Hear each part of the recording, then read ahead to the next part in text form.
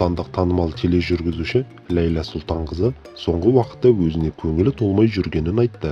Ақпарат өкілі еріншектікке салынып бара жатқандықтан өзіне жыны келіп жүргенін жеткізді. Лейла Сұлтанқызы Instagram желісінде ағынан жарылып, оқырмандарына жан сырын ақтарды. Белгілі болғандай, тележүргізуші соңғы кезде еріншек болып бара жатқанын аңғарған. Ақпарат өкілі бұған дейін ұйықтар алдында интернетті сөндіріп, кітап оқып жүрген, ал бүгінде бұл әдетіне қайта орала алмай жүрген жайы бар. Сол себепті ол өзіне қатты жыны келіп жүргенін де жасырмады. Жыным келеді өзіме. Бұрынырақта ұйықтар алдында Wi-Fi-ды өшіріп, ұялы телефонды басқа бөлмеге қойып, кітап оқып, не аудио кітап тыңдап жататынмын. Қазір қалды жайына бәрі. Неге? Білмеймін. Еріншек болып бара жатқан сияқтымын.